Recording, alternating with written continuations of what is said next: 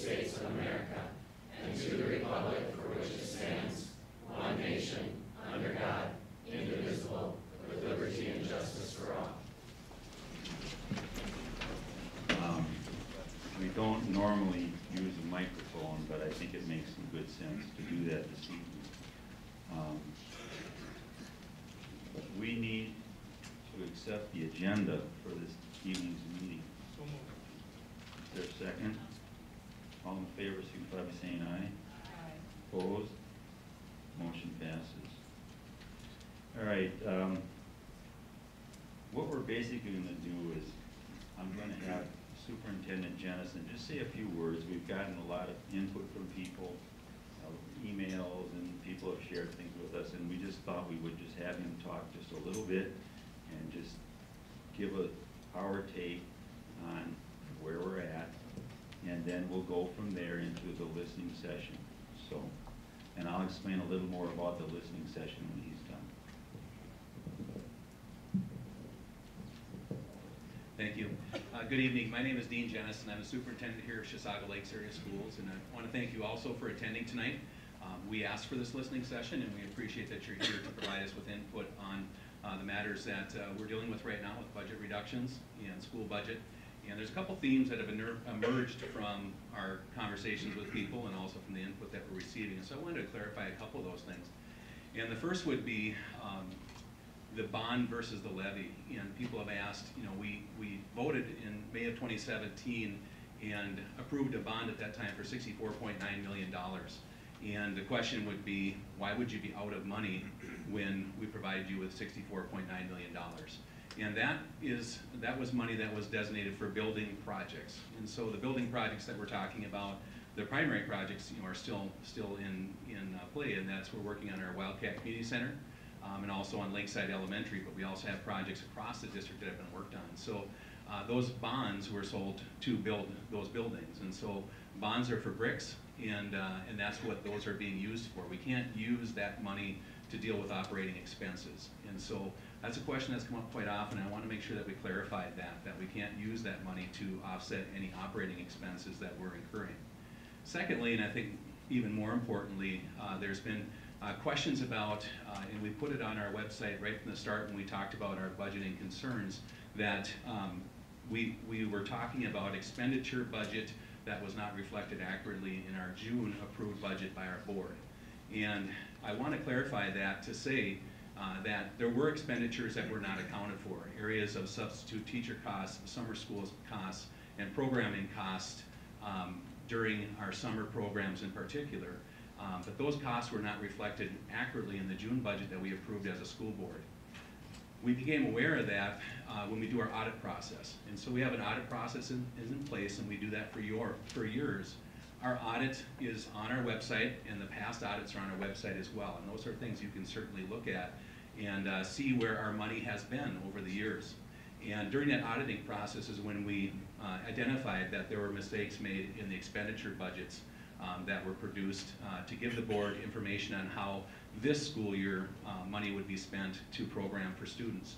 And so when that error occurred, one of the first things I did was enlist the help of our retired business manager, who had 23 years of experience in this district and who had worked in that area for those years. We had a person in their place once they retired. I brought back our retired business manager and helped us to identify what were the issues, working together not only with the auditors, our retired business manager. We also, in that time, our business manager resigned and we hired another business manager, and behind me is Mr. Doug Hassler. He's our current Director of Business Services. So Mr. Hassler, Heidi Miller, our retired business manager, and the auditors worked together to identify what those expenses were and why they weren't booked correctly into our budget for this year. So as I try to explain it to people, I look at it this way, and in the videos that I've put out, talk about your own home budget. And so when you think about how you work your own home budget, you have a checkbook, and in that checkbook, your check register, you march down your expenses and you look at what you have. When you get your bank statement, you check your check register against that bank statement, and if things don't match up, you start asking questions and looking at what's missing. And so that's basically what happened in this situation. Our auditors identified that our expenditures were off.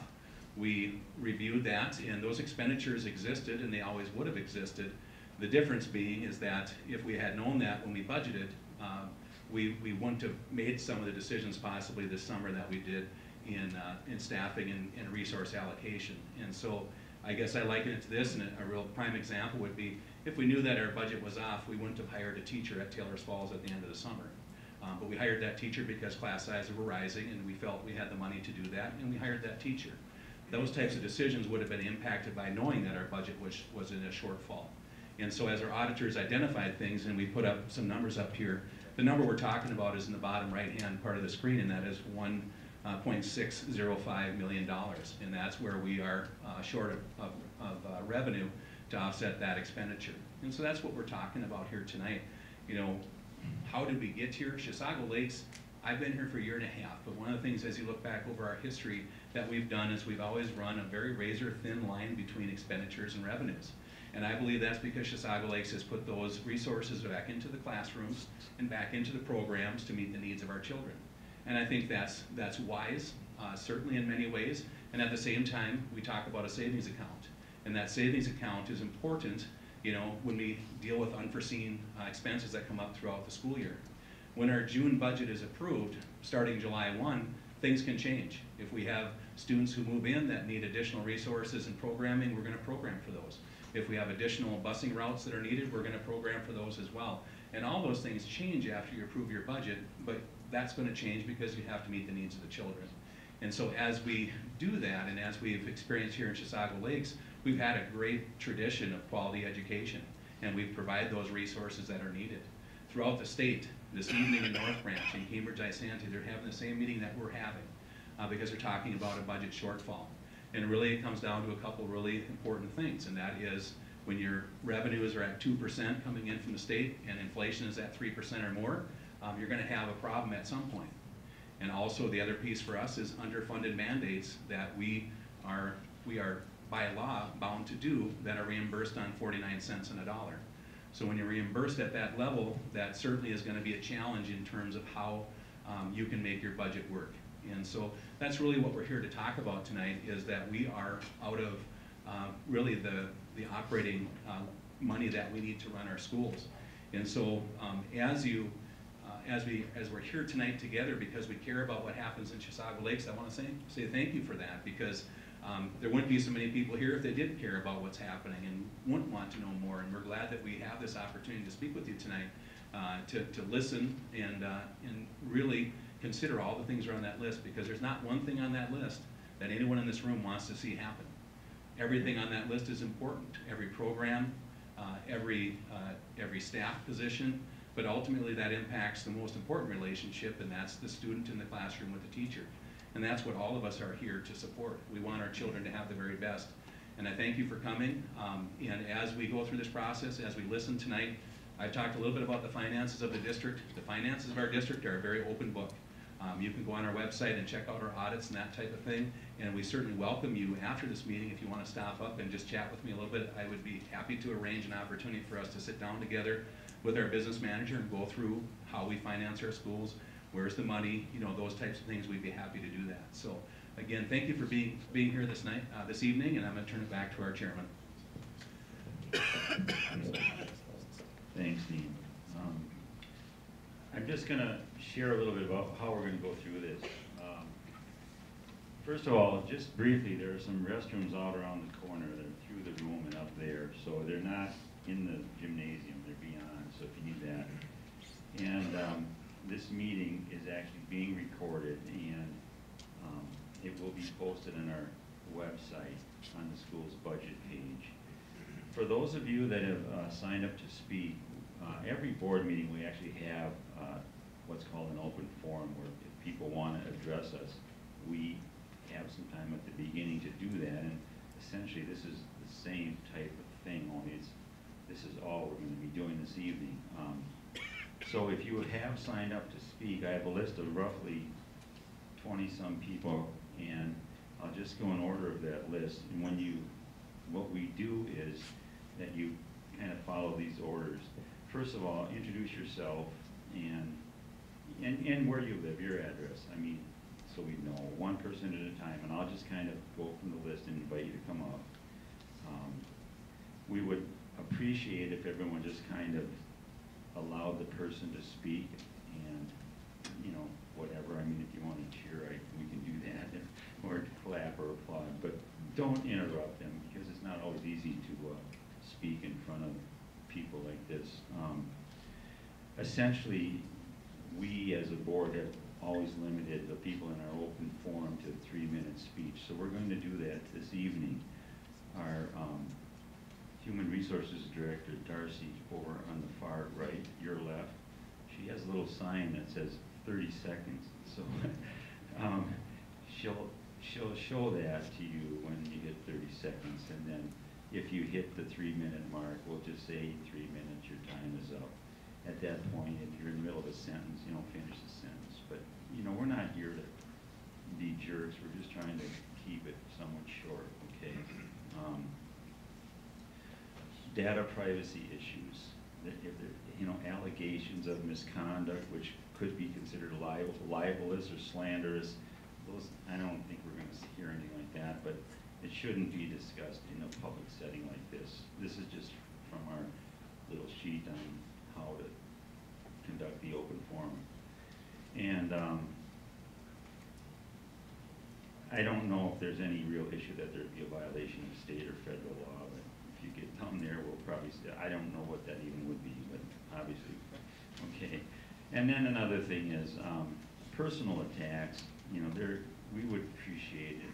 They're really unacceptable in this setting. We're here to try to figure out some things, and if for some reason you feel like you need to attack somebody, we'll ask you to stop. If, for instance, there's several people in front of you, or some people start to speak to the same thing that you want to speak to, and you're basically going to say the same thing, we're not asking that you can't come up and speak, but, you know, maybe you'd want to just shorten your message, or just perhaps come up and suggest, you know what, I'm here because I'm concerned about middle school sports being cut, and I really agree with what's already been said, and I just wanted to express that in a public setting. So if that's the case, feel free to do that. It's not that we want to get out here early, it's just we thought it would make some sense. This is a listening session. We're not going to answer questions. We're here just to listen. We will take the input that comes in and take it into consideration. We'll have a brief discussion after this meeting, not necessarily, you know, to try to make sure we heard the right things, and at that point, we're actually considering another additional board meeting, because after this meeting is over, we want to take into consideration some things that are said, and if we haven't thought of it, or if we want to consider that, we're going to actually ask our administration to visit such and such issue or whatever, or this was brought up many times, and so we want you to look at this again.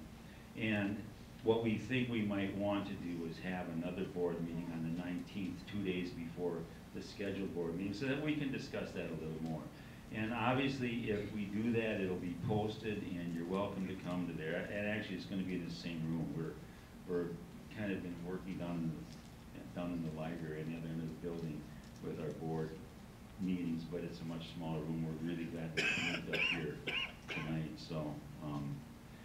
So the purpose of this meeting will be for the board to discuss the outcome of the next meeting. I'm sorry, not this one, but just any information that we gain from this one. And it would just help us when we make a final decision on March 21st. And if anyone wants to continue to comment, send an email, call and talk, feel free to do that, because we want to listen to you and try to consider the best options as we're going through this time. So with that, I will start with the open forum, and I think it's Carney Campy. Are you here? Yeah. Carrie. Carrie, I'm sorry. It's okay. My handwriting is bad. I can't read my own. Hi, my name is Carrie Campy, and my children and family have been a part of this district for 20 plus years. In all those years, I've never actually attended one of these meetings because I've believed in the school board doing what's right for children. I am here now because I appreciate the hard position this district is in, but believe we need to look at different reductions. Many in my family, including my own children, have required use of special ed para support for many years. If they did not have that special ed para support, they would not have graduated. They wouldn't be a thriving part of our community right now. Many children require this support, and I feel that the reductions in the support will harm their futures as well as their educational experience. That's all I have. Thank you.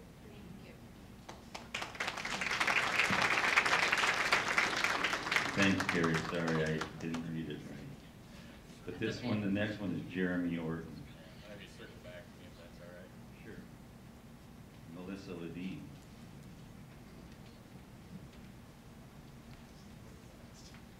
Melissa, are you here? Oh, I'm sorry, I didn't see you over there. I'm short. It matters.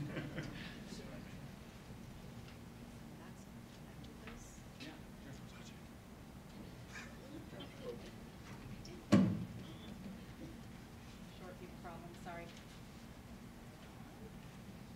All right, my name is Melissa Ledeen, and I live in Schaefer, Minnesota. Thank you for this opportunity to bring my concerns forward with the proposed budget cuts.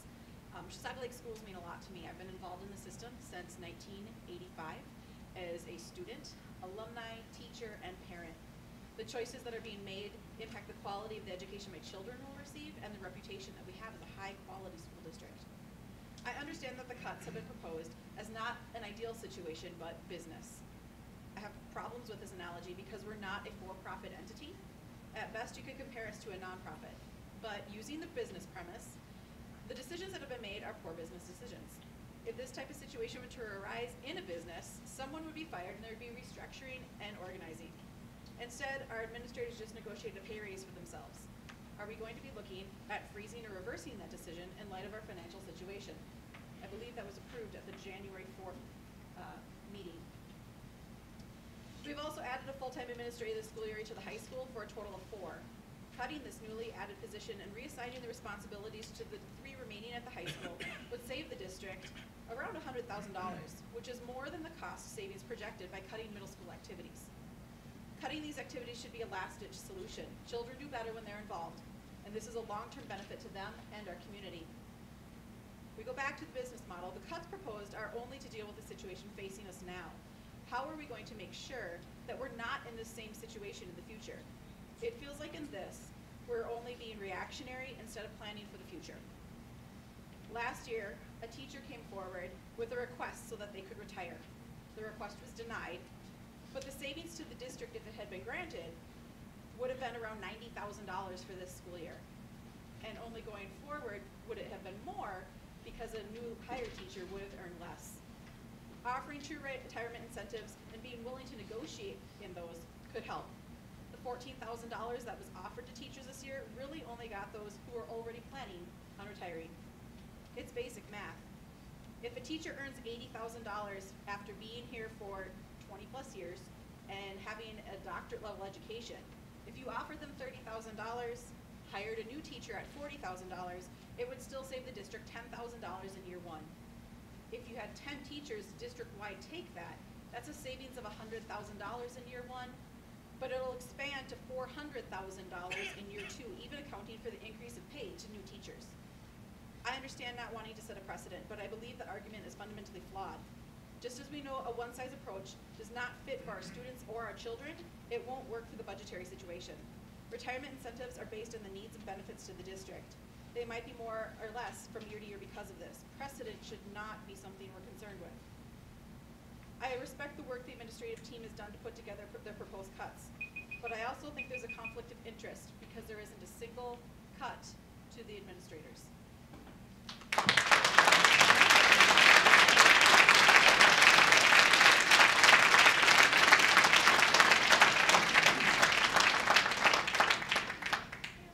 Thanks, Melissa. All right, Jeff Linderman.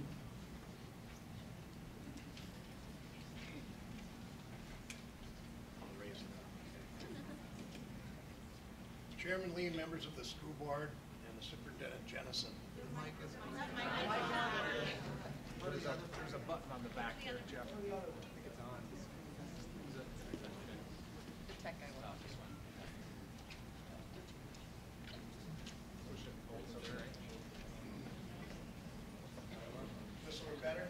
Yeah. That better? I'll start again. Chairman Lee, members of the school board, and Superintendent Janis. My name is Jeff Linderman. I represent the 227 teachers at Chisago Lakes Public Schools. This number will be less next year. That's what makes this very difficult. I'm speaking on behalf of two other teachers that could not be here and asked me to read statements and ask a question on their behalf as well. One of the suggestions to make up the deficit was to take money from the staff development funds for fiscal year 20, that would be next year. There's also an additional remainder of unused funds of $260,000 plus or minus from this fiscal year 2019, which has not really been earmarked or really in some ways accounted for, that we would like to know where that money is. According to the state statutes 122A61, the district can access those funds pending a vote from Clem. We will be very happy to hold a vote, waive the unused funds for this purpose for this year, and if needed, for next year as well. This is approximately a total of $500,000. Again, $260,000 of that, we're not quite sure where that fits into the budget. If this is the school board's wish, please let us know, and we will call for a vote. However, I cannot predict the outcome of this vote, but this is an issue of process more than an issue of money in this case. The teachers are willing to collaborate, give up their staff development funds to help solve this budget shortfall. Also, the teachers would wish for a more collaborative approach to solving the budget issue. Many have shared ways that could save money. Please be willing to listen. Also, it's Clem's wish that you would keep the cuts at $2 million, which was your goal. And then I have a question. This is from Jess Sarasic. The reductions for the middle school and high school due to cuts in activities, does that reflect the fact that they will not collect activity funds from any middle school students if there's no middle school activities? And that was just a question. Was that factored into that amount? And then I think I'm going to run out of time, so I'm going to defer my other letter that was written, a statement to Rick Bowens later. Thank you very much.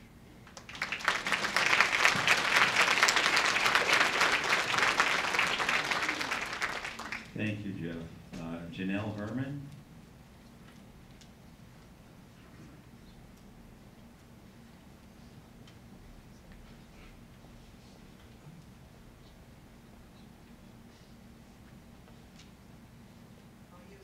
That I know works.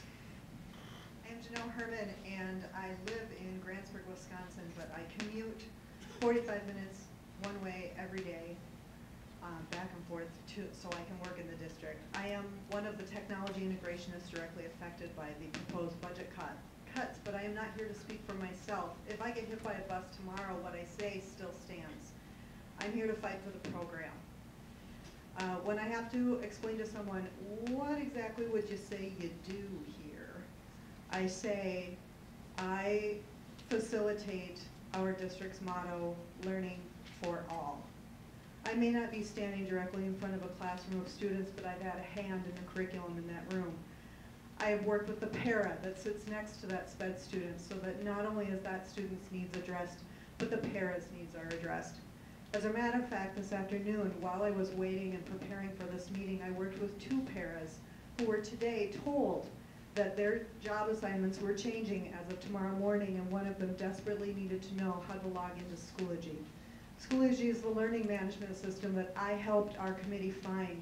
I chose specifically people that I knew who were reticent to use technology, who were perhaps not as thrilled about the oncoming BYOD program that was going to be rolling up to the high school, and I said, I've got you.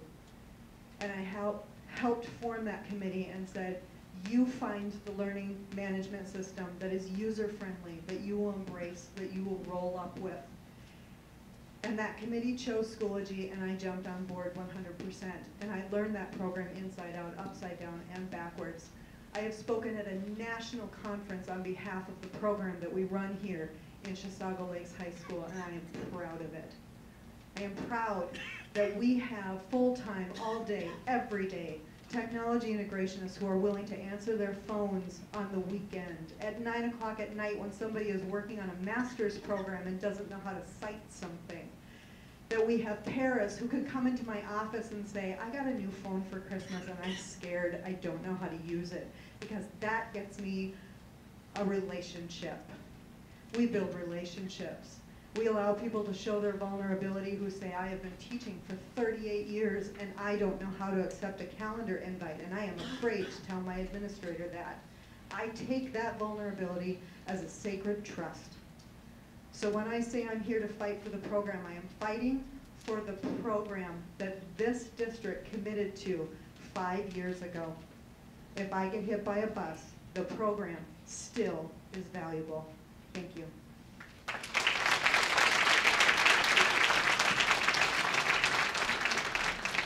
Thanks, Janelle, very well said. All right, next is Brenda Schulte.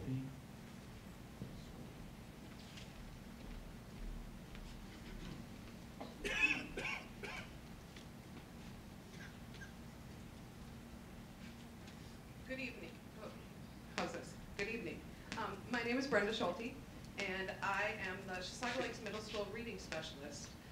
I've been in the Chisago Lakes district for 21 years, and I've been part of our decoding reading program throughout those years. I'm here tonight because I'm concerned about the proposed cut of the middle school decoding reading program. This program services those non-special ed students who are not yet reading at grade level. Fluency in decoding measures whether a student can do the skill of reading, and this is directly correlated to reading comprehension. The skill of reading is very similar to sports. Some kids need more practice to master a skill. For example, when my daughter was 7 years old, she couldn't ride her two-wheeler without training wheels. Her best friend, she'd been riding her two-wheeler since she was 4. Does that mean my daughter would never ride a bicycle? No, it simply meant that she needed more practice. The skill of reading works very similarly. When students leave elementary school and come to the middle school, they may not all be reading at a 6th grade level yet, and some may simply need more practice. The decoding reading program at the middle school guarantees students 46 minutes of additional reading practice each day. The decoding program uses corrective reading by SRA, which is a research-based program. The goal is for students to be able to reach their grade level targets so that they're able to read fluently, automatically, so that their brain is freed up to do the important job of comprehending what they read. Students' progress is monitored, and students stay in the program only as long as their personal data shows that they have a need. If a student reaches their grade level goal and shows they're able to maintain their growth, then they're dropped from the program and receive a less intensive reading intervention until they show that their scores are firm. Reading affects all areas of our lives. In all areas of school, there's a reading piece. Being a proficient reader allows students to be successful in all areas. And as students progress from one grade to the next, the reading material gets more difficult and the amount of reading increases. It's our goal at Chisago Lakes Middle School to have all of our students reading at a bare minimum of 150 words a minute so that when they get to the high school and beyond high school, they're able to read, understand, and actually keep up with the required reading in content area classes. Last year, our 8th graders left the middle school and went to the high school in the fall